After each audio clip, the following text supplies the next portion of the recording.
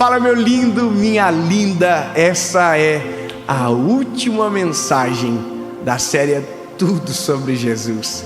E no fim, meu lindo, a gente precisa entender que desde a primeira série, direção, sabe, esperança, vida nova, todas, sempre, desde sempre, é tudo sobre Jesus.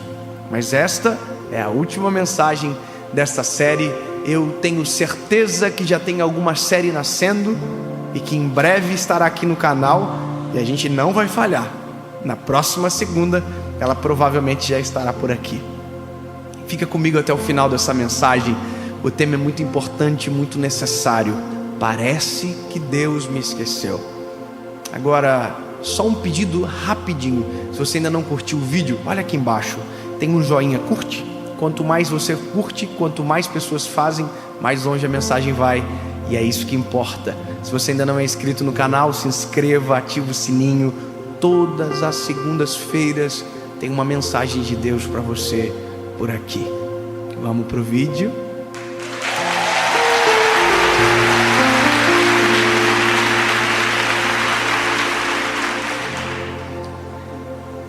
Eu normalmente começo lendo o texto bíblico.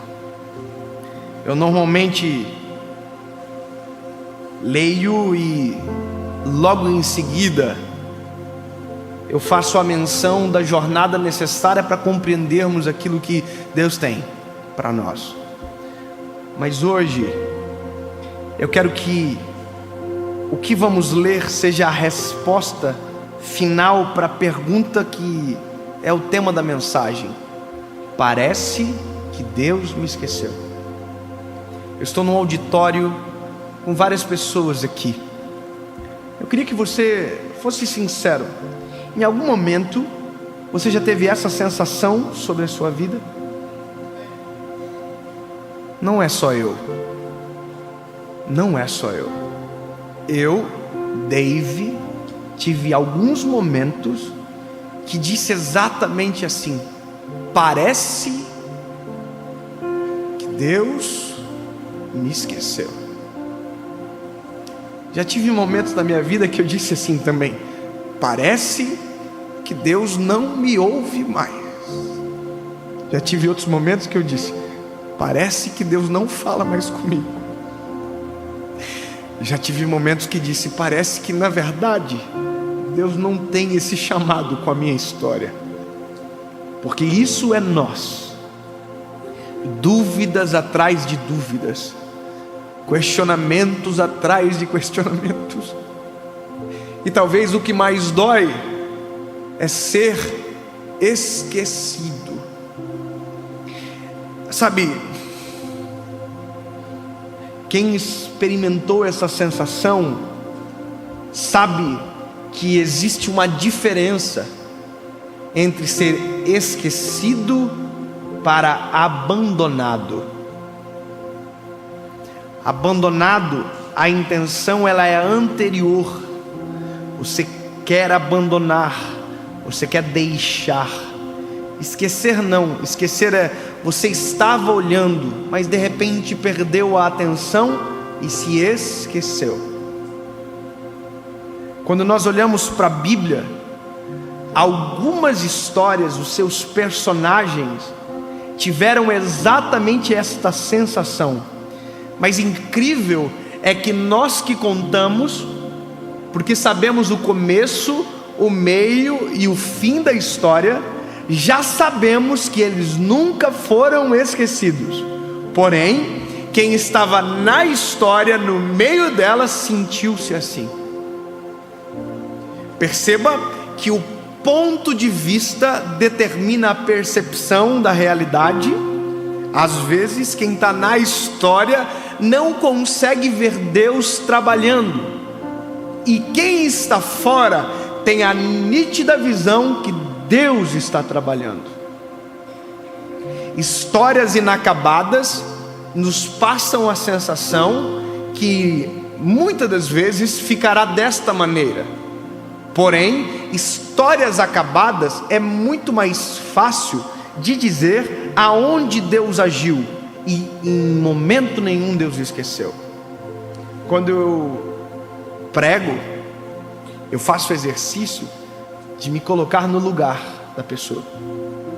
Eu me coloco no lugar de José, para entender a dor, para entender a percepção, para entender a angústia. Quando eu prego de Noé, eu me coloco no lugar. Vice-versa, em todos os personagens. O único que é difícil de se colocar no lugar é Jesus. Porque daí a gente vai para um outro nível. O meu desejo é ser como Ele é, mas essa batalha ela é muito mais longa do que eu imagino. Eu estou caminhando, eu estou correndo esta corrida, mas ela não é de curta distância, ela é longa. Paulo diz que esse é um processo paulatinado. Mas olha, as minhas últimas mensagens que eu tenho ministrado, interessante porque teve uma sequência. Eu falei, não na série, mas nos lugares que a gente passou nos últimos dias. Eu falei de José, eu falei de Noé, de quem mais foi? José, Noé, vaso nas mãos do oleiro. Essa foram a sequência das minhas últimas mensagens. Noé, José, vaso nas mãos do oleiro. O vaso na verdade não é um personagem. O vaso é a identificação nossa. Nós somos o vaso. Então, não me coloquei no meu lugar, é o meu lugar. Mas os três têm uma coincidência. Em uma etapa da história, ambos aparentemente são esquecidos. Ambos aparentemente são deixados de lado, porém não abandonados. A impressão é esquecidos. Olha só, Noé, ele recebe uma promessa de Deus que seria salvo do dilúvio. Deus disse: construa uma arca. Deus deu o projeto e Deus fez assim, ó, e o deixou para fazer aquilo que ele tinha que fazer. Lembra o que Deus faz, o que é para nós fazer. Deus disse: eu vou mandar a chuva. E Deus disse para Noé: construa a arca. Eu quero que Deus faça agora. Mas se Deus fizer agora, você não tem arca. Então, a Bíblia diz que Noé ficou aparentemente esquecido por 120 anos. Só que eu vou te dizer uma coisa: Noé nunca foi esquecido. Deus estava assim, ó, esperando a arca terminar.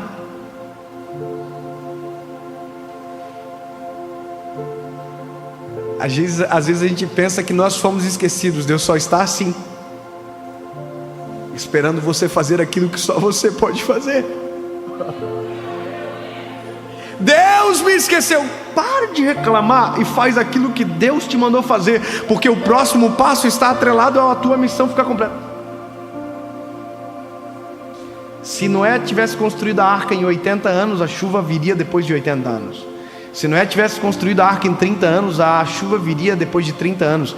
Ou seja, Deus não esqueceu Noé, por mais que pareça que foi isso que aconteceu. Entendeu? Aí a gente chega em José. José teve um sonho. Que lindo!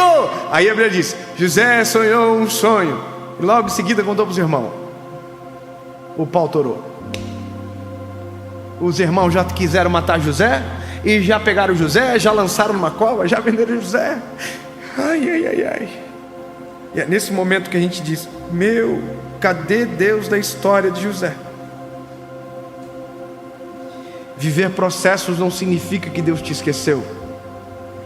Pelo contrário, significa que Deus lembrou-se de você. E porque lembrou-se de você, despendeu sobre ti uma grande missão. Mas para que a missão aconteça, você vai ter que viver o processo. Processos doloridos não significam que Deus se esqueceu de você. Não. Pelo contrário, Deus está zelando por você, para que tudo aquilo que Ele planejou aconteça.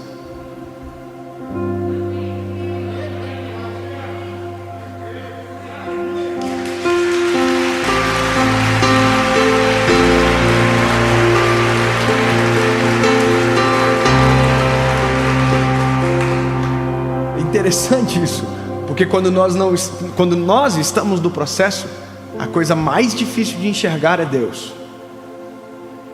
Quando nós estamos sendo esmagados pelo processo, é exatamente isso que a gente sente.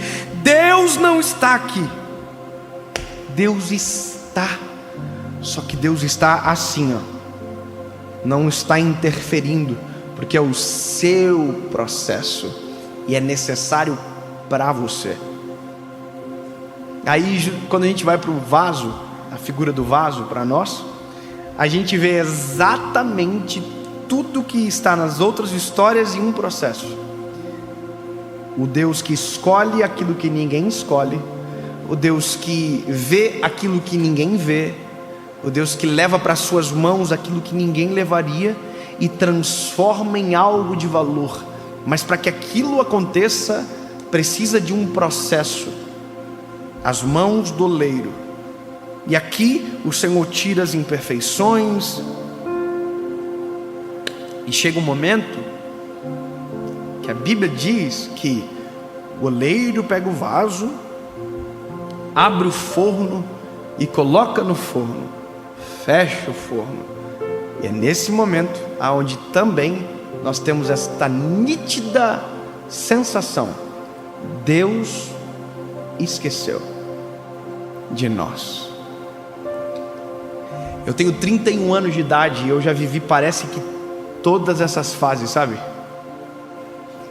Dor, provação. Eu parece que sou muito novo, mas eu olha, tretas e tretas. E eu também já vivi o forno, já vivi o deserto, já vivi. E a pergunta é: quem nunca viveu?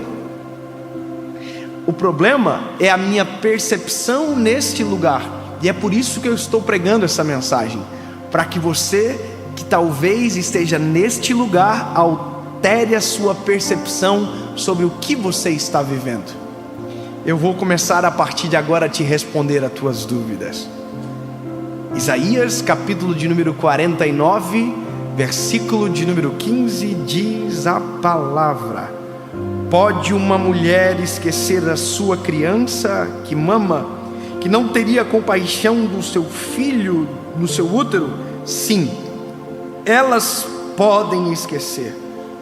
Contudo, eu, o Senhor, não esquecerei de ti. A palavra de Deus para você é: todo mundo pode te esquecer. Seu pai, sua mãe, seus amigos, cônjuge, filhos. Porém, o Senhor jamais esquecerá de você.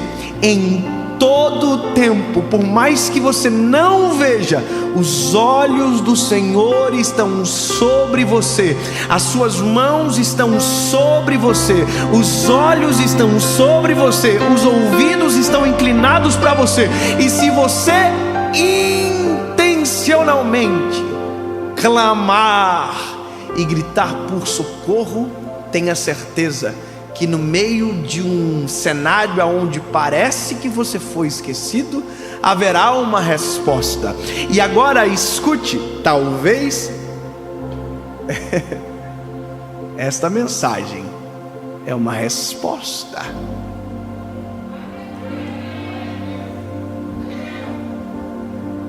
Porque eu, em alguns momentos da minha vida, eu só precisava de um menino. Eu só precisava de um profeta, eu precisava de um pastor, eu precisava de um amigo que olhasse nos meus olhos e dissesse: ei, lindo, por mais que os teus olhos não estejam vendo, por mais que você não esteja sentindo, por mais que tuas mãos não estejam tocando, por mais que os teus ouvidos não estejam ouvindo, Deus está falando, Deus está fazendo, Deus está, sabe, se movimentando ao seu favor. Deus é real. Você pode esquecer dele, mas ele não esquece de você. Por mais que os teus olhos não contemplem, ele está. Para onde eu irei da tua face? Tu me sondas e me conheces. Se eu for no mais alto, tu estarás. Se eu for no mais profundo, lá estarás também. Tu me sondas e me conheces. Ele não esqueceu. Eu só quero que isso seja fôlego para você, sabe? Então eu não vou parar. Então eu não vou desistir. Se Deus não me esqueceu, então parece que sim, mas se Ele não me esqueceu, eu vou continuar. Porque se os homens da Bíblia tivessem a percepção que nós temos, mas as atitudes que seguem as nossas percepções, nós não teríamos as histórias deles escritas aqui. Se Noé, em um determinado momento da vida dele, dissesse: Deus me esqueceu, eu não vou mais construir essa arca. E se José, em algum determinado momento da vida, pensasse: eu estou preso, virei escravo, nenhum daqueles sonhos que Deus disse que era comigo, na verdade é a minha realidade, não teria a história dele aqui. Se o vaso de barro não deixar o oleiro completar a obra, nós nunca saberemos aquilo que Deus tem para nós. Se volta e meia quebrarmos por nossas próprias decisões, atrasaremos aquilo que Ele tem para nós. Então, ao invés de você dizer: parece que Deus se esqueceu de mim, diga: talvez eu não esteja atento ao agir do Senhor em minha direção. Sabe, mude. Talvez Deus esqueceu de mim. Talvez eu ainda não tenha completado aquilo que só eu tenho que fazer. Parece que Deus esqueceu de mim. Não, a palavra é o manual. Ele não esquece de ninguém. Então, eu termino dizendo para você uma coisa maravilhosa. Às vezes, a nossa percepção que Deus esqueceu é porque não temos mais a voz de Deus sobre nós. Parece que a gente não fala mais com. Quer ver? Vou falar um exemplo bem engraçado. Você já ligou para um amigo e quando ele te atendeu, ele falou assim: eu estava lembrando de você agora. Já teve isso? Você liga para alguém e a pessoa diz: rapaz, eu estava pensando em você agora. Como eu saberia que você estava pensando em mim agora se eu não te ligasse? E se você não me ligasse, como eu saberia? A resposta é óbvia: nunca. Como saberei se Deus está pensando em mim agora? De que maneira eu sei se Deus está olhando para mim agora? De que maneira eu sei se o que Deus tenha é real e ainda está de pé? Simples.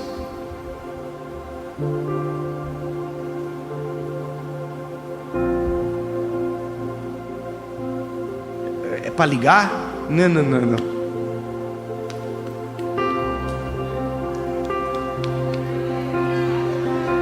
Entra no teu quarto em secreto, tranque a porta, dobre os joelhos, e o teu Pai em secreto te ouvirá e publicamente o recompensará.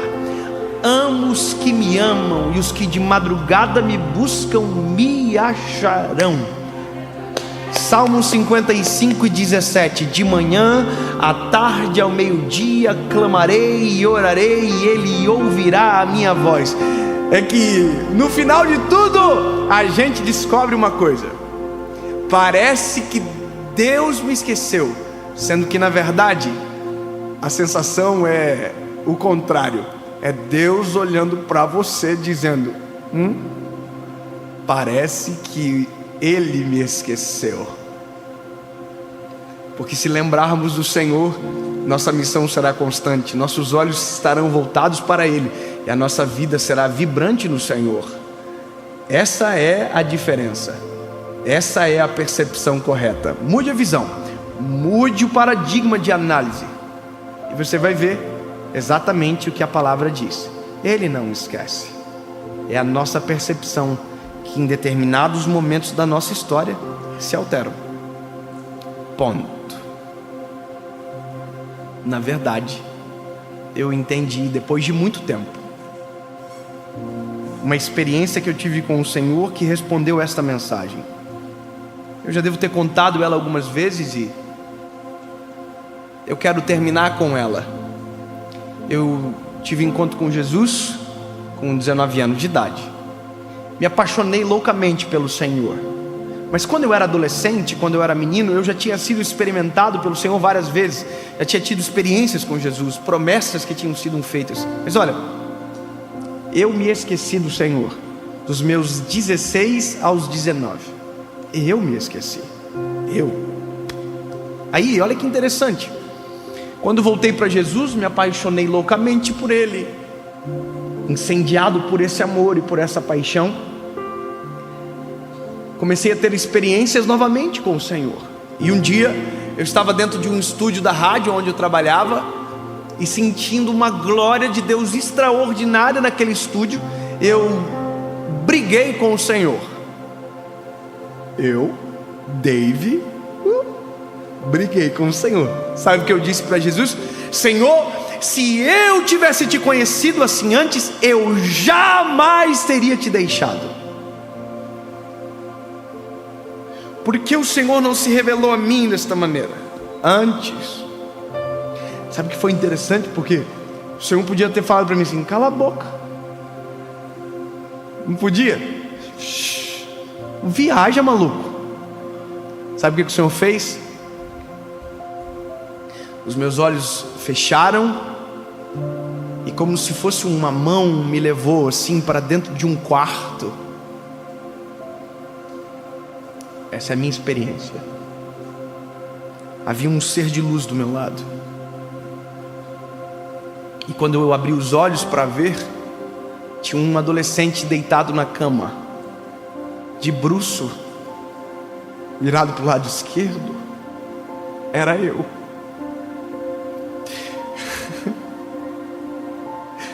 Eu me vi quando eu tinha a percepção que o Senhor tinha se esquecido. Eu me vi, e foi uma das cenas que mais me fizeram chorar.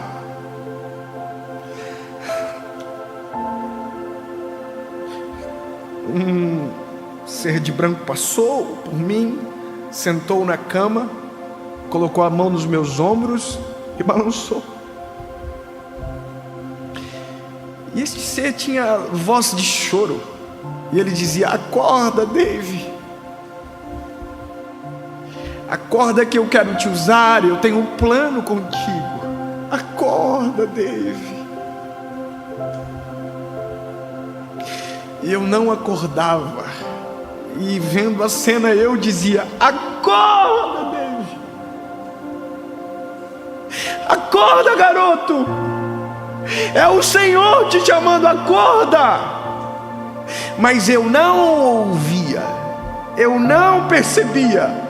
Deus nunca se esqueceu, mas eu fui para tão longe que o meu coração se fechou, meus ouvidos se fecharam, meus olhos se fecharam. Mas Deus sempre esteve no mesmo lugar, no mesmo jeito, da mesma forma.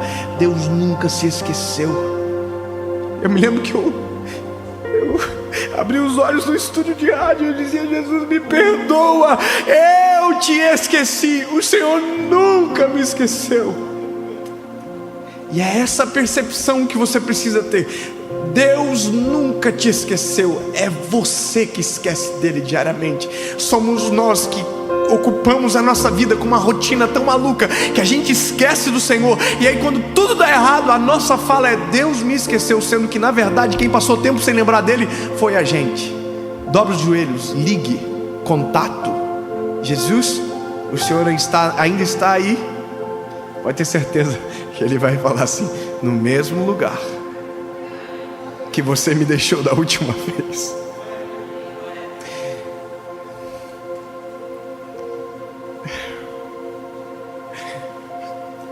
Desta vez vai ter um apelo no final da mensagem. Se você completou e ouviu todas, você chegou no final. Você entendeu o que precisa mudar, você entendeu o que precisa ser feito. E agora vai ficar gravado para que você aqui, que me ouve, e você que está na sua casa, onde você estiver, possa tomar uma decisão. No fim, ouvir não muda nada a nossa vida. Saber que Deus não nos esqueceu não muda nada. O que muda é o que eu faço a partir daquilo que eu ouço. E talvez a percepção que invade o seu coração, a visão é: eu abandonei o Senhor, eu fui embora e nunca mais voltei. Então, lindo, que bom que a mensagem chegou até você, porque chegou a hora de você voltar. Chegou a hora de você tomar a melhor decisão da sua vida: voltar para casa, para a presença do Pai. E a segunda pergunta é para você que nunca se entregou a Jesus, e que talvez nem para você faça tanto sentido esse negócio de: será que Deus me esqueceu? Porque para você nem realidade sua Ele era. Mas se eu dizer para você que sempre foi, você acredita? Pode não ser de você, mas sempre houve uma expectativa de Deus a seu respeito. E você lutou muito, sabe? Demorou tempo para que talvez esse apelo chegasse até você. Está na hora de você tomar a melhor decisão da sua vida. É se entregar a Jesus de verdade, para que tudo aquilo que você ouviu seja a realidade da sua vida.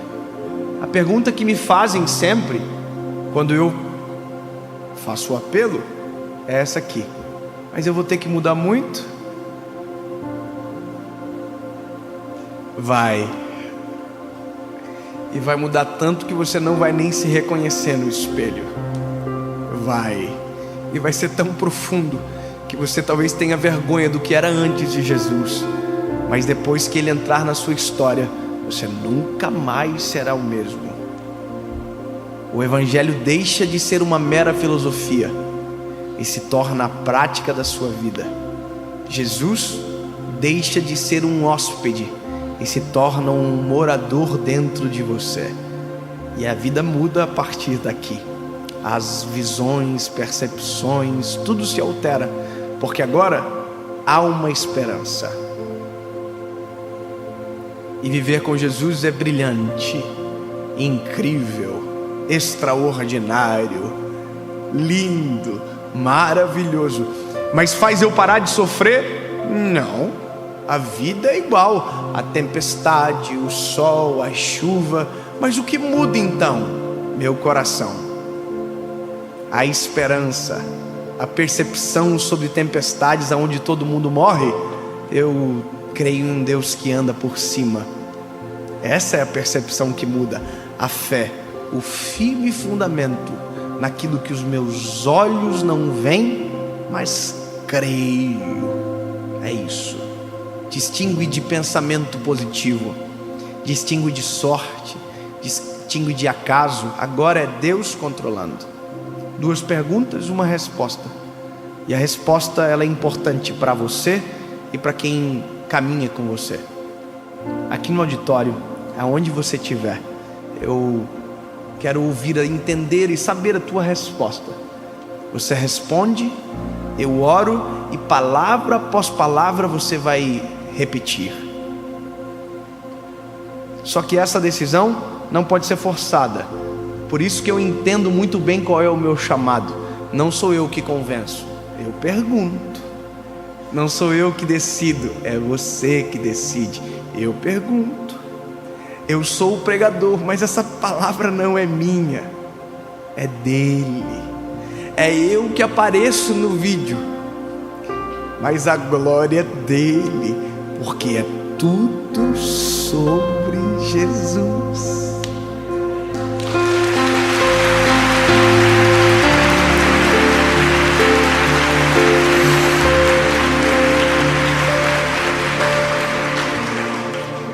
É a minha voz que você ouve, mas a presença que você sente não é minha, é dele. Aleluia. E se você quer dizer sim, aqui no auditório, aonde você estiver, levante uma de suas mãos agora, aonde tiver alguém para tomar essa decisão.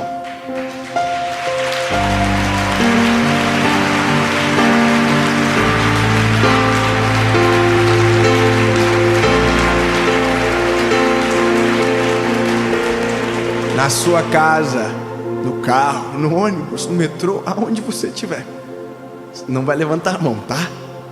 Senão vai ficar estranho. Mas coloca a mãozinha no coração, feche os teus olhos e palavra após palavra repita comigo: Senhor Jesus, eu me rendo aos teus pés. Reconheço que sou pecador, que sou frágil, falho. Reconheço que tu és o meu único, legítimo, suficiente Salvador. Escreve o meu nome no livro da vida, em nome de Jesus. Amém.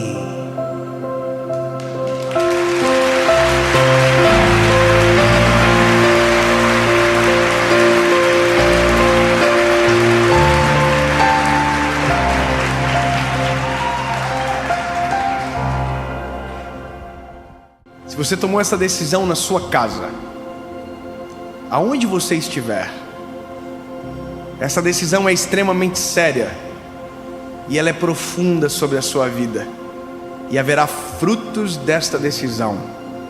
Busque continuar a caminhada com Jesus. Não pare neste vídeo, porque ele não é suficiente. Não pare neste canal, porque ele não é suficiente. A vida com Jesus é muito mais incrível do que um vídeo na internet. A vida com Jesus é real, é no seu dia a dia, no seu cotidiano, na sua comunhão. Busque mais, vá além, se desgarre de uma realidade pequena para viver algo extraordinário. Em nome de Jesus, amém.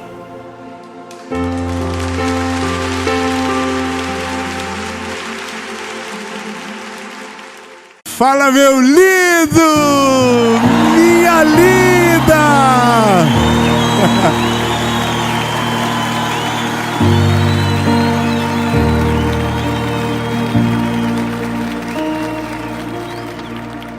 Olha, eu tô com vontade de chorar antes de começar a pregar já.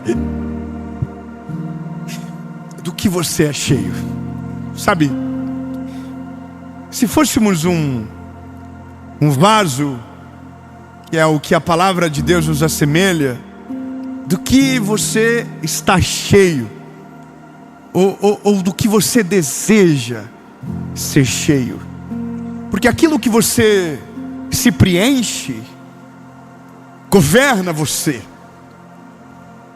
determina a sua coragem, determina a sua decisão, determina sobre a maneira que você vive a sua história, nessa breve passagem que temos pela vida. E há uma palavra, há uma definição do que de fato precisamos e que deveria ser o desejo de todos. Deveria ser o desejo daqueles que conhecem o Evangelho. Deveria ser o desejo uníssono de todos aqueles que conhecem a Jesus. O que você quer? E a primeira resposta não deveria ser: eu quero uma casa melhor, uma casa maior, um casamento feliz. Não, deveria ser: eu quero só uma coisa. Eu quero ser cheio do Espírito Santo. Eu quero ser cheio da presença dEle. Eu quero ser tomado pela glória dEle. Eu quero ser cheio dEle. Porque de fato, se você é cheio do Espírito Santo, todas as outras coisas se tornam tão naturais na sua vida, que nada consegue parar você, nada consegue paralisar a sua história, nada consegue tocar em você, porque você está cheio do Espírito Santo. É como uma garrafa que, quando está cheia, não é qualquer tremor que a faz tombar, porque quando ela está cheia, ela tem peso, ela tem equilíbrio, ela tem governo. Agora, se ela não está cheia, qualquer coisa entra, qualquer coisa assume aquele espaço, só que daí qualquer batida também derruba. O convite do Evangelho é que nós sejamos cheios do Espírito Santo. O que falta hoje é porque está cheio de gente, cheio do conhecimento da palavra, mas vazio do Espírito Santo, cheio de teologia, mas vazio do Espírito Santo, cheio de coisas incríveis, de histórias extraordinárias, mas vazias do Espírito Santo, cheios de títulos, mas vazios do Espírito Santo, cheio de propriedades, mas vazias do Espírito Santo, cheios de dinheiro, mas vazias do Espírito Santo. E na hora que a vida exige uma postura diferente, está vazia. Então nada sobra, porque aquilo que tem não compra o que precisa, não substitui o que é de fato valoroso. Quando o Evangelho começa, quando Jesus aparece, o convite de Jesus é: anda comigo. O convite de Jesus é: seja parecido comigo, ande comigo, ande do meu lado. Só que quando Jesus vai embora, o convite do Evangelho muda, é: deixa eu estar dentro de você, deixa eu entrar dentro de você. A partir de agora você não me vê de fora para dentro, os outros me veem em você de dentro para fora. Eu preciso de dois, glória a Deus. O que eu vou dizer agora: no Novo Testamento, até Jesus ir aos céus, Jesus fazia milagres e quem estava à volta via. Mas depois que Jesus ascendeu aos céus, aqueles que estavam cheios do Espírito Santo faziam milagres e o nome dele era glorificado através daqueles. Eu não quero ser um cristão que fala bonito, mas que está vazio aqui dentro, que tem números, mas não tem frutos de verdade. Porque a quantidade de seguidores, tem gente que faz o mal que tem 10 vezes mais do que a gente. Seguidores são como a multidão que uma hora grita: ele é Hosana nas alturas, e alguns dias depois estão gritando: crucifica-o. Eu não preciso de uma multidão, eu só preciso dele, eu só preciso da aprovação dele, eu só preciso estar cheio dele. Porque multidões mudam, reciclam, uma multidão vai, outra vem. Mas a única coisa que vale de fato é aquilo que eu carrego aqui dentro. É aquilo que carrega, aquilo que está aqui, ó. Aquilo que está aqui não depende de quem assiste, não depende da quantidade de que vê. É aquilo que está aqui dentro. Então quando eu olho para o Evangelho, a fome do Evangelho é: Senhor, eu quero ser cheio do Teu Espírito Santo. E a pergunta é: o que é ser cheio do Espírito Santo? Alguém acha que ser cheio do Espírito Santo é falar em línguas? Alguém acha que ser cheio do Espírito Santo é aquele que age de maneira poderosa no ministério, que prega, profetiza, canta? Tem gente que acha que ser cheio do Espírito Santo é, sabe, arrepiar na hora da palavra, chorar na hora do louvor. Não. Ser cheio do Espírito Santo é ser cheio de Deus. Você não pegou. Se você tivesse pegado, você já estaria agora chorando, porque você sabe o que você é e que não há compatibilidade para alguém tão perfeito querer estar dentro de você. Mas eu vou melhorar, vou falar de novo para ver se você fica feliz. Cheio do Espírito Santo é ter a essência de Deus de maneira saturada dentro de você. É a expressão perfeita de: aonde abundou o pecado, superabundou a graça. A gente não está falando mais de um prédio, a gente não está falando mais de uma construção, a gente está falando de você. O mesmo que estava sujo semana passada, o mesmo que estava vazio e cheio de lixo, agora de repente o Evangelho, Cristo está dizendo: se você quiser eu vou encher você. Se você quiser eu vou encher você de uma maneira tão sobrenatural que você não vai suportar, que você vai ter uma mudança tão radical que quando menos perceber, você vai olhar para o espelho e não vai se enxergar mais, vai ver eu em você. Eu não sei se isso causa em você desejo, mas quando eu vim para Jesus, quando eu conheci Ele agora, 23 de abril, vai completar 16 anos que eu tive encontro com Ele. Mas quando eu conheci Ele, eu só tinha um desejo no meu coração. Eu queria ser cheio da presença do Espírito Santo. Talvez na época não pelos motivos certos, porque eu via a manifestação e achava que a manifestação era o resultado dele. Mas descobri depois que vai para além daquilo que acontece no público, mas é de fato uma vida no secreto que representa aquilo que você carrega. Não depende mais de púlpito, não depende mais de público, não depende mais de um microfone ligado, não depende de mais nada. É um relacionamento vivo que acontece no dia a dia, que acontece na rotina, que acontece na nossa vida de fato. E eu orava dizendo: Espírito Santo, me enche. Espírito Santo, me enche, eu quero ser cheio do Teu Espírito Santo. E aquela oração, ela dominou a minha vida com Deus durante muito tempo, porque eu queria ser cheio dEle, até o dia que eu descobri que eu já era, que eu descobri que já estava acontecendo, mas porque como eu estava olhando mais para a manifestação do que para os frutos daquele momento, eu havia perdido tempo ao invés de celebrar pelo aquilo que já estava vivendo. Pedro e João, a Bíblia vamos dizer que eles estão no dia, na descida do Espírito Santo. Na descida de quem? Do Espírito Santo. Então significa que o Espírito Santo não é uma sensação. O Espírito Santo é uma pessoa. Toca em alguém que está perto de você assim, se você puder. Se puder, não tem problema não. Toca. Você sente? O que tem do seu lado? Você sente a roupa dela, certo? Mas você sabe que é uma pessoa. O Espírito Santo é uma pessoa. O Espírito Santo não é um vento passageiro, não é uma sensação, não é um alarido, não é uma epifania. O Espírito Santo é uma pessoa. E se ele é uma pessoa, então significa que ele tem sentimentos. Acho que eu nunca preguei sobre isso. Ele tem sentimentos. Então eu vou de maneira mais profunda. Quando você peca, você ofende a pessoa do Espírito Santo.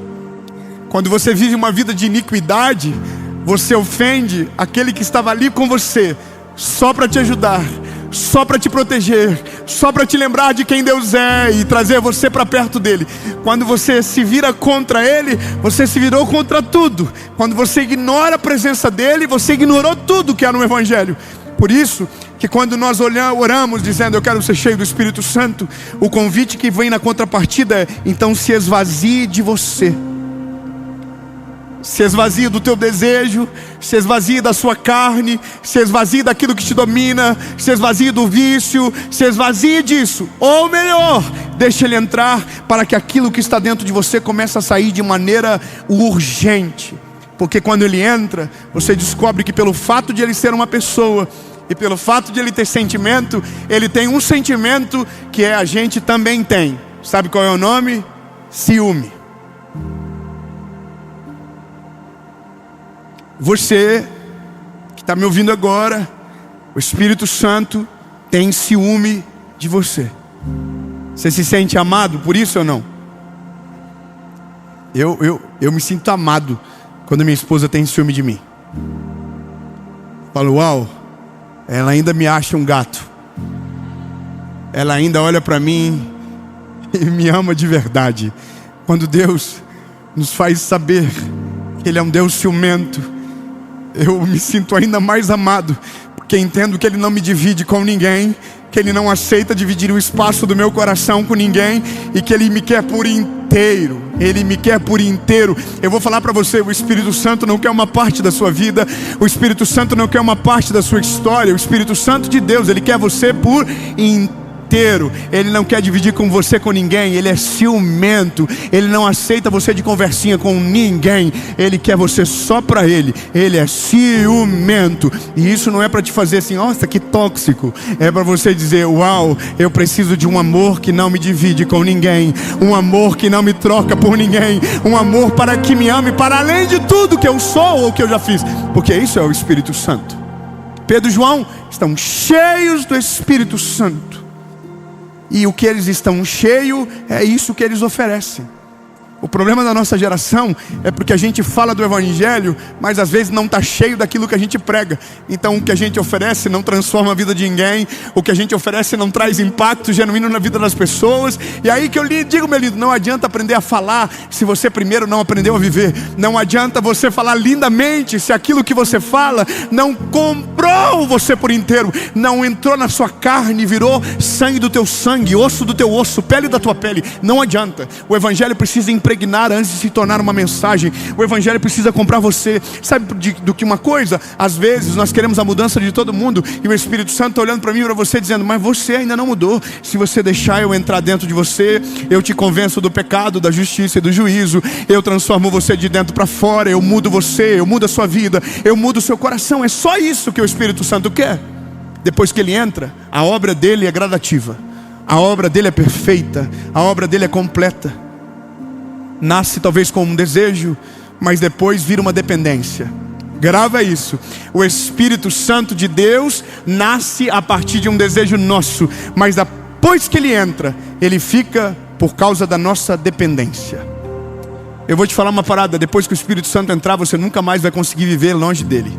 Porque você vai sentir algo dentro de você tão extraordinário, que você vai estar em qualquer lugar do mundo e vai dizer: não é possível, eu não consigo. Existe uma sensação que me dominou, existe um amigo que não me abandonou. Em qualquer momento eu não consigo. Por mais que você tente, um dia você vai estar num lugar qualquer da vida e essa mensagem vai atingir você em cheio. E você vai dizer: lembrei, era isso que faltava, era isso que tinha mudado a minha vida, é isso que eu preciso, ser cheio do Espírito Santo. Pedro e João estão cheios do Espírito Santo, subindo a hora nona, a hora da oração para o templo. Quando eles estão chegando perto da porta formosa, tem um paralítico sentado à porta. E a Bíblia diz, um coxo, perdão. E eles dizem a frase que para mim define alguém cheio do Espírito Santo. O coxo está pedindo esmola. E Pedro e João diz: esmola nós não temos, mas aquilo que nós temos, isso a gente te dá. A Bíblia diz: e tomando pela mão direita, disseram: levanta e anda. Não, eu vou dizer de novo, porque você acho que não pegou ou não está junto comigo. O coxo, a gente não tem prata, a gente não tem ouro, a gente não tem esmola, mas aquilo que a gente tem, isso a gente te dá. E tomando pela mão direita, levanta e anda.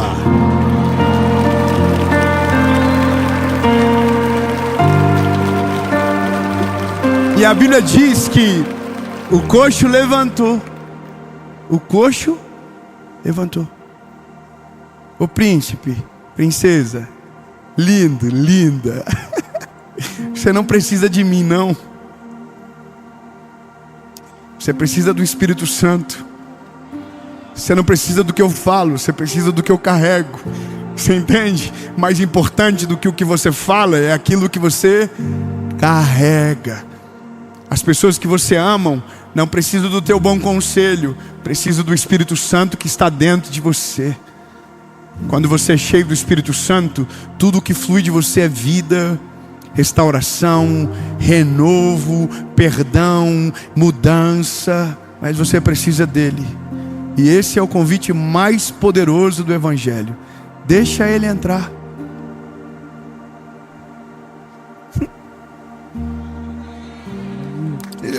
Desculpa me meter na palma. Depois que ele entra, fica irresistível. Depois que você o conhece, é um amigo que te faz falta.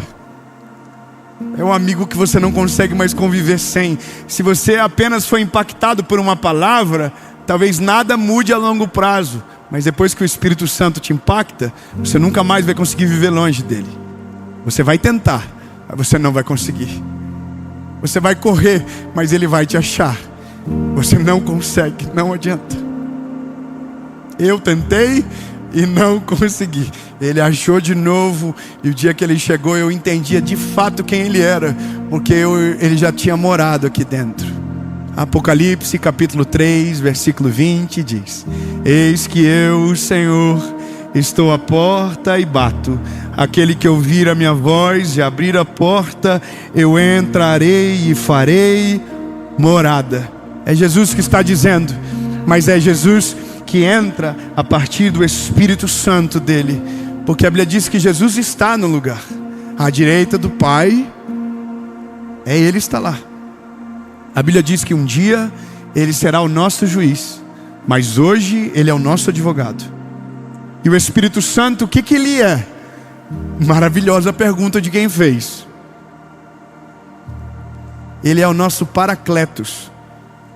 O grego dessa palavra é aquele que fala no seu lugar quando te faltam palavras para dizer o que você sente. É aquele que a Bíblia diz que leva as nossas orações ao Pai com gemidos inexprimíveis, que sente a dor que você sente, que se compadece por você, que não te deixa sozinho, que não te abandona mesmo quando você tenta o abandoná-lo e deixá-lo de lado. Ele ainda está ali, insistindo, chamando você pelo nome, assim como está fazendo agora através dessa palavra. Não viva vazio, se você pode viver cheio do Espírito Santo de Deus.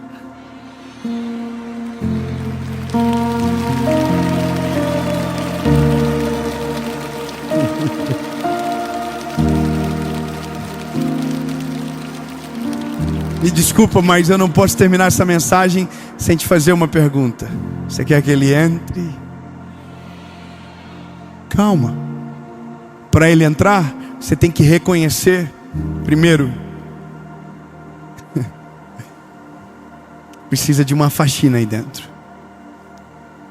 Que você é o pecador que Jesus foi para a cruz para salvar. Que você precisa de arrependimento e por isso precisa dele. Que você não quer mais viver a vida que você vive, mas você quer viver de fato aquilo que Ele tem para você. Que você renuncia à sua carne para viver aquilo que é a vontade de Deus para você. A boa, perfeita e agradável vontade de Deus. É reconhecer que está sujo para dizer que quer ser limpo. Esse é o Evangelho. Não tem para onde correr. Não tem como mudar. Depois que ele entra, não adianta tentar dividir o espaço e deixar uma peça para o passado para que ele continue morando. Quando ele entra, tudo novo. As coisas velhas ficam para trás e tudo se faz novo. 2 perguntas, uma resposta. A primeira, para você que nunca deixou ele morar aí dentro, que nunca viveu essa realidade de fé, mas agora entendeu que precisa, porque descobriu que a falta que havia dentro de você, existe apenas um nome que pode preencher. E a segunda é para você que ele já morou aí dentro, mas as suas decisões o expulsaram, mas ele ainda está batendo na porta como alguém que diz: eu não desisti de você. Se você deixar eu entrar, eu limpo tudo de novo, eu faço tudo de volta, porque eu não deixei de te amar por conta do dia que você me abandonou. Ele permanece lá batendo a porta. É o dia de você voltar. 2 perguntas, uma resposta. Vale para você que está aqui, vale você que está assistindo agora. Se a sua resposta for sim, no 3, levante a sua mão. 1, 2, 3.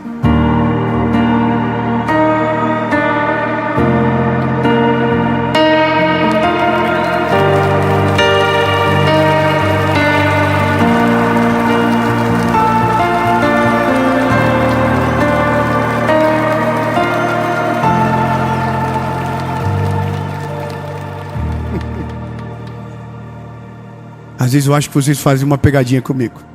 Acho que vocês combinam, vamos todo mundo levantar a mão. Para não parecer em uma série. Apareceu um encontro de desviado de São Paulo.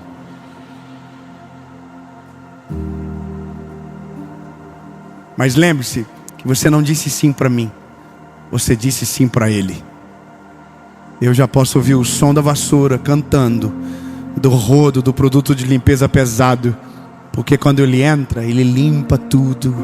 Ele joga as coisas velhas para fora e Ele faz tudo novo. Senhor Jesus, ore comigo. Senhor Jesus, eu reconheço que sou frágil e pecador. Perdoa os meus pecados, apaga o meu passado e escreve meu nome no livro da vida.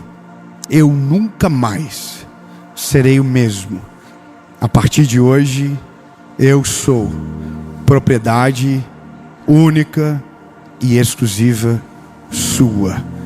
em nome de Jesus. Amém.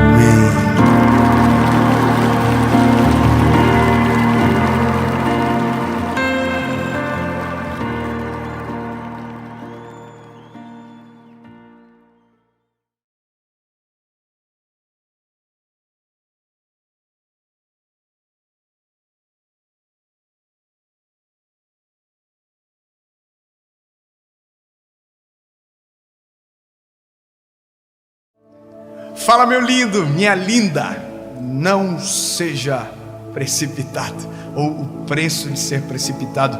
Essa é uma palavra que eu quero muito que você ouça até o final. Se livre das distrações e fique com a gente. Vai ser importante e vai ministrar ao seu coração. Eu só quero te pedir um favor. Se você ainda não é inscrito no canal, se inscreva, meu lindo. O nosso sonho é que em breve seremos 10 milhões de pessoas aqui nesse canal, para a glória do Senhor Jesus. Quanto mais gente, mais pessoas abençoadas pela palavra, e esse é o nosso desejo. Então, se você não é inscrito, se inscreva, ative o sininho. Se você for abençoado por essa palavra, não esquece, já curte agora e manda para todo mundo. Comenta, essas coisas todas que vocês sabem, tá bom? Já fez?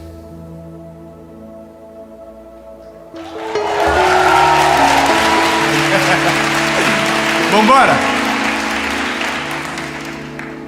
Eu tô gostando demais de vocês. Vocês são muito lindos. Obrigado. É verdade esse bilhete. Êxodo, capítulo de número 15, versículo de número 22, diz o seguinte: olha, assim Moisés trouxe Israel do Mar Vermelho. Lembra? Eles estavam lá.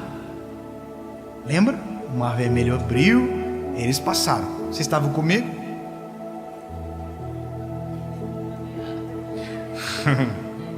E eles saíram para o deserto de Sur. E foram 3 dias pelo deserto e não encontraram água. Não encontraram. Aí, quando chegaram a Mara, não puderam beber as águas de Mara, porque eram amargas. Por isso o nome foi chamado Mara. E o povo murmurou contra Moisés, dizendo: o que beberemos? E ele clamou ao Senhor, e o Senhor lhe mostrou uma árvore, que quando ele lançou nas águas, se tornaram doces. E ali fez para eles um estatuto e uma ordenança, e ali os testou, e disse: se diligente ouvires a voz do Senhor teu Deus, e fizeres o que é reto à sua vista, e deres teu ouvido aos seus mandamentos, e guardarem todos os seus estatutos, não colocarei sobre ti nenhuma dessas doenças que eu trouxe sobre os egípcios, pois eu sou o Senhor que te cura. Agora olha que doideira. E chegaram a Elim, onde havia 12 fontes de água potável e 70 palmeiras, e acamparam ali junto às águas. Meu Deus, meu papai, meu lindo, isso aqui, quando eu entendi esse negócio, eu fiquei, sabe quando você fica perplexo? Que você fica, Jesus do céu. Você precisa entender uma questão geográfica, que é esclarecedora para você ter a noção do que está acontecendo aqui. Olha aqui. O povo estava preso no Egito. O povo foi liberto do Egito. O povo passou o Mar Vermelho. E agora o povo estava no deserto. Fechou? Indo para onde? Canaã. Mas agora olha que interessante. A escassez do deserto, ela é natural. O deserto não é um lugar onde você tem comida e abundância, água e abundância. Não, o deserto é um ambiente de teste. O deserto é um ambiente de provação. O incrível é pensar que esse povo andou 3 dias nesse deserto. 3 dias. 3 dias, se você olhar de maneira geográfica de onde eles saíram para onde eles chegaram, significa que eles andaram 160 quilômetros.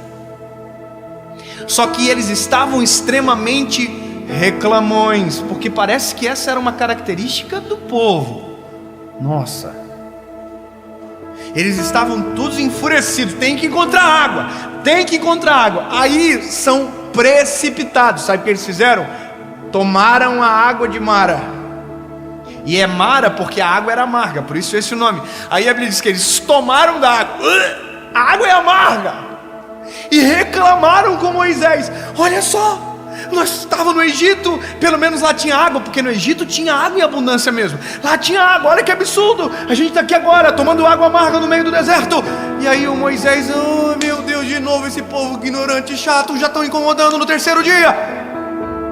E aí o Moisés ora.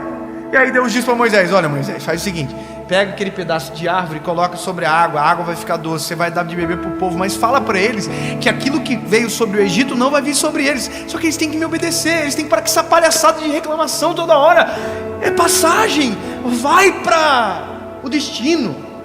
E aí Moisés fala para o povo: gente, olha aqui, se vocês obedecer, nenhuma maldição que sobreveio sobre o Egito vai vir sobre vocês, mas os olhos de vocês têm que estar fixados no Senhor. Então, pelo amor de Deus. Aí olha que doideira, beleza, eles receberam a palavra, tomaram água doce e andaram até um lugar chamado Elim. Agora a irritância acontece aqui. Sabe quantos quilômetros Elim fica de Mara? Quantos vocês acham? Eles andaram 160 quilômetros até chegar em Mara para tomar água salgada, amarga. Sabe quantos quilômetros de Mara até ali? Você não vai acreditar. 13 quilômetros. O quê? 12 águas de fontes e 70 palmeiras a 13 quilômetros. Mas porque foram precipitados, pararam em Mara para tomar água amarga.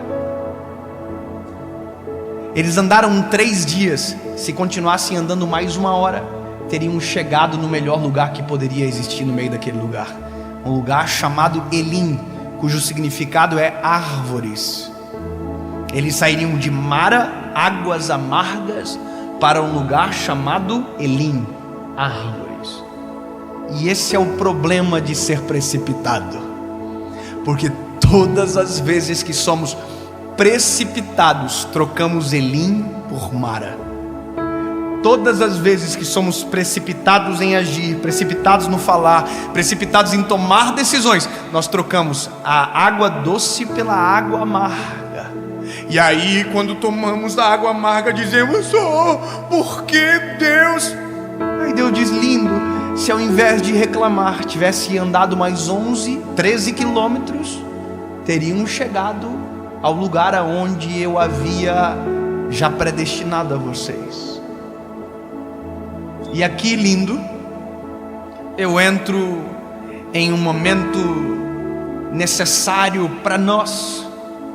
A maioria dos problemas da nossa vida são ocasionados porque não fomos sábios na hora de decidir, fomos precipitados. E já dizia o velho provérbio: o apressado come cru. E esse é a gente. Se esperássemos, se orássemos antes de decidir, se continuássemos caminhando mais um pouquinho, não estaríamos colhendo o que estamos colhendo. E às vezes a colheita está exatamente atrelado à nossa precipitação. Precipitação.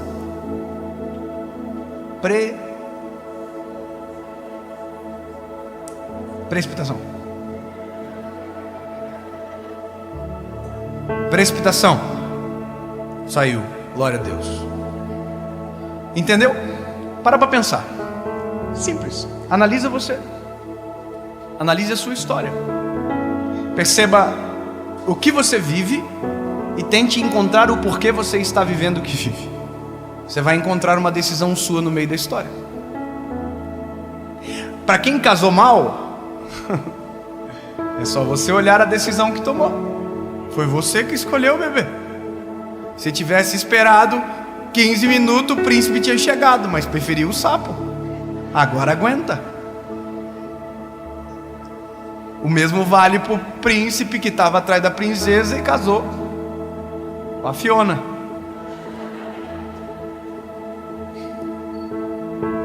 Na vida tudo é assim. Nós pagamos um alto preço quando paramos onde deveríamos caminhar. A vida nós pagamos um alto preço quando ao invés de decidir nós deveríamos calar.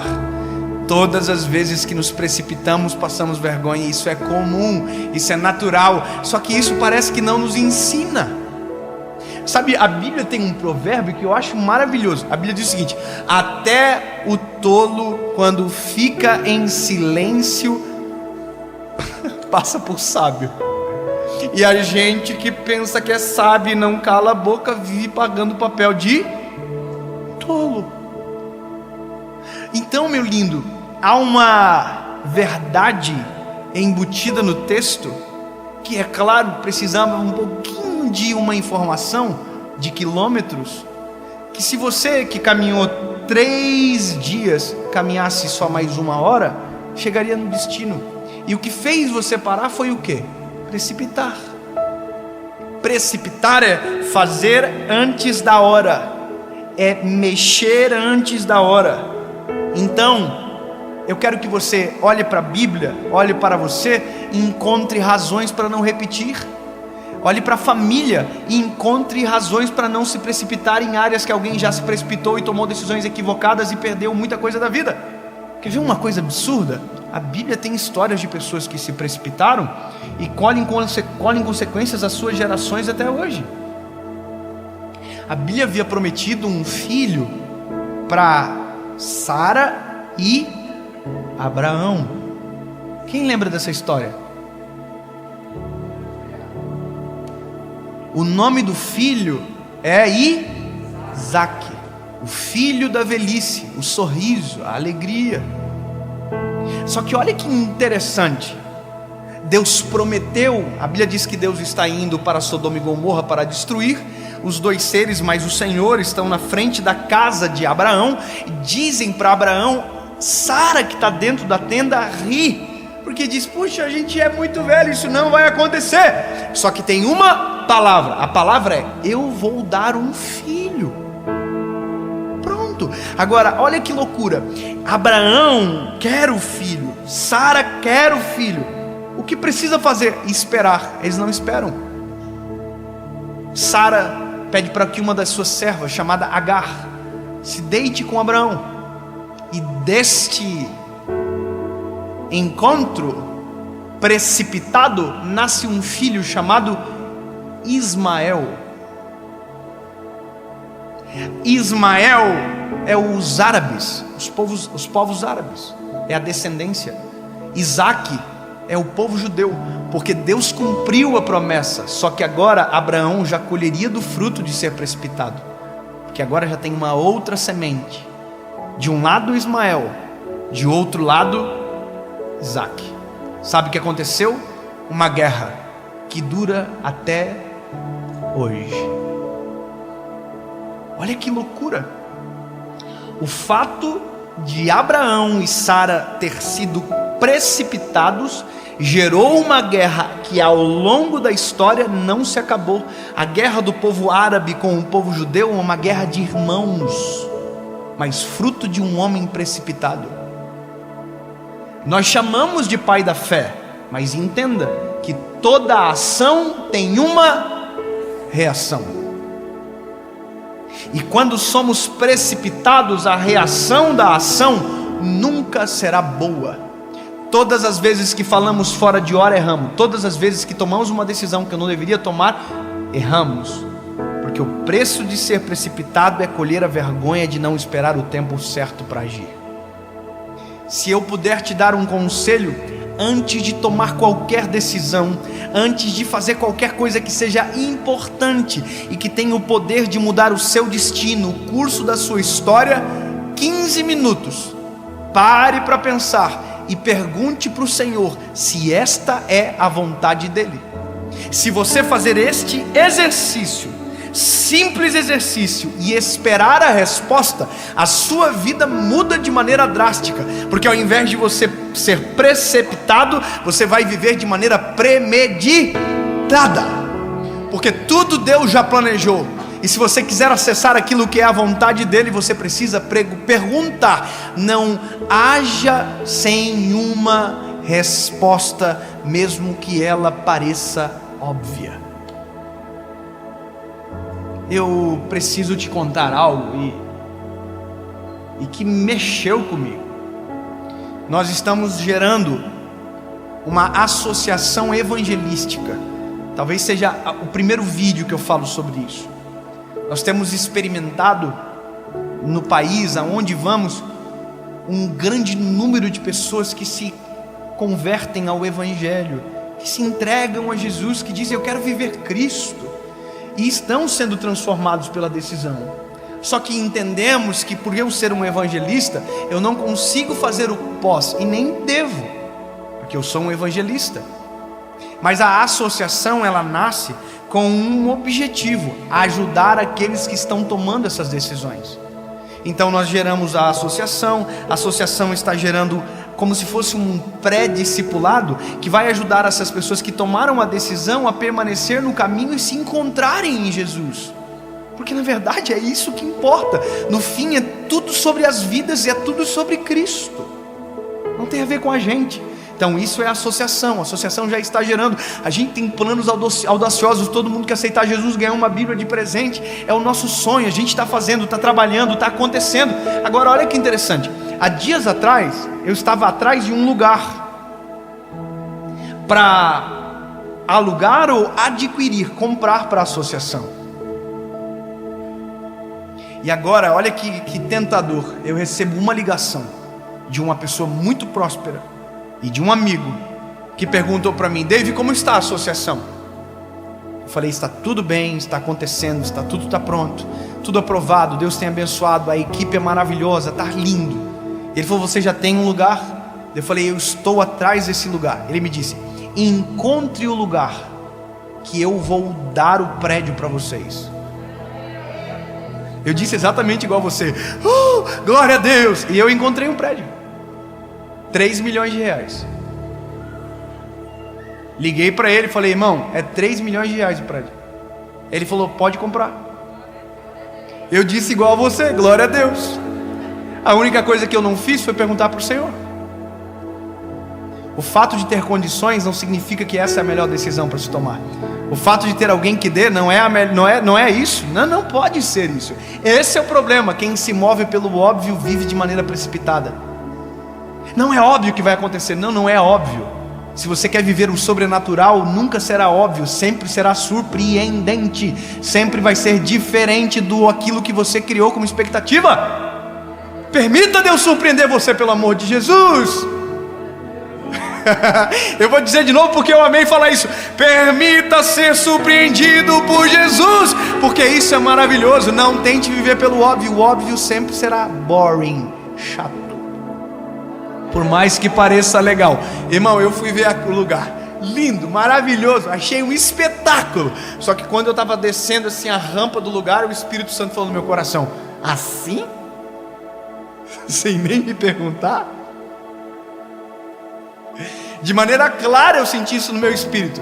E aí o corretor de imóveis perguntou para mim: e aí? Vai ficar com o prédio?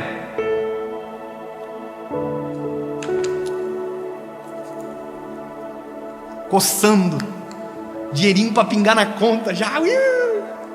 Top, vamos para lá, vamos, tá ganhado. Aí eu: não sei, cara. Como assim não sabe? Aí eu falei isso aqui: eu preciso que Deus fale comigo. Eu vou fazer uma oração e eu vou pedir uma resposta. Se Deus não me responder em 24 horas, eu não vou comprar. O corretor ficou assim: como assim? Eu dependo de Deus então? Imagina o tanto que esse corretor não deve ter orado, irmão. Fala com ele, Jesus. Fala com ele. Ah, Jesus. Só que de um outro lado, eu atravessei a rua na frente do lugar, dobrei os meus joelhos. Eu sou meio doido, irmão, eu não estou nem aí para ninguém. O que eu vou falar? Eu quero orar, preciso falar com Jesus. Dobrei o joelhinho na calçada, no meio da rua. Não no meio da rua, na calçada, senão seria atropelado. E eu falei isso aqui: Jesus, temos o dinheiro, temos o lugar, agora só falta a tua resposta.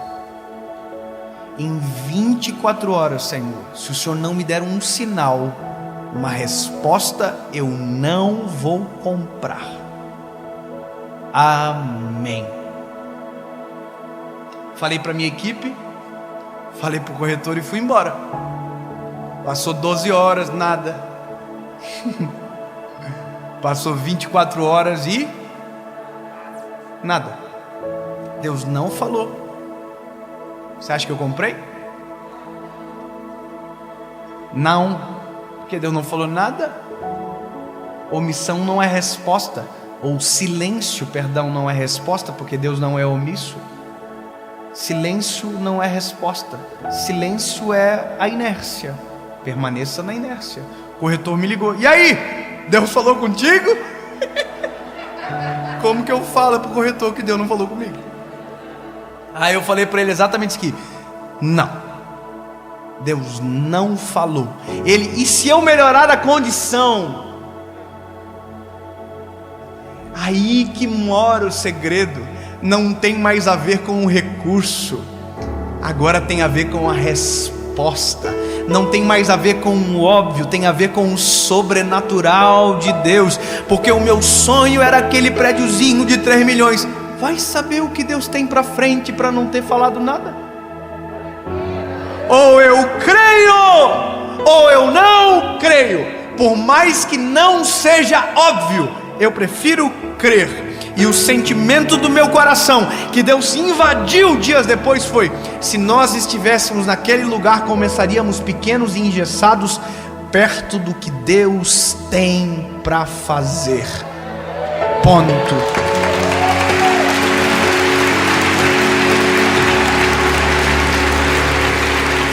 Grave o que eu vou te falar. É melhor caminhar 1 hora a mais com sede do que parar para beber águas amargas. É melhor viver às vezes num limbo sem resposta do que tomar uma decisão precipitada e colher dela a vida inteira. Portanto, aquieta o coração, aquieta a alma. Não tente fazer aquilo que ainda não está no tempo de fazer.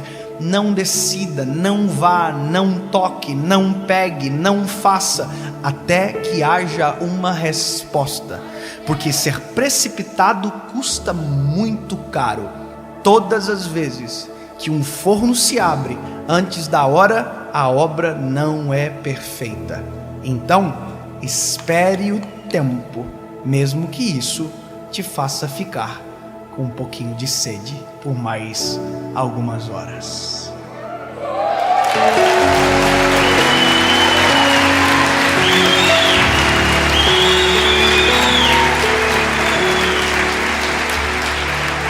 Jesus, abre os nossos olhos, Senhor. Não permita que sejamos apressados a ponto de atrapalhar a Tua vontade, a ponto de boicotar os Teus planos sobre nós, Jesus. Pelo contrário, abre os nossos olhos. Nós queremos a Tua vontade plena, perfeita e agradável. Esse é o nosso desejo, em nome de Jesus. Amém.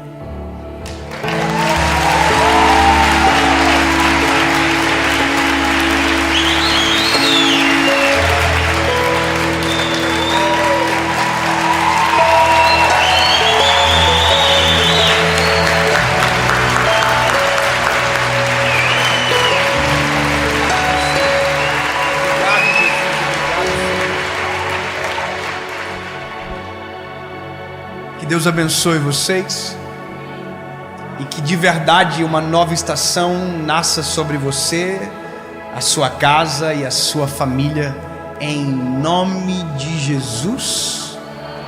Amém.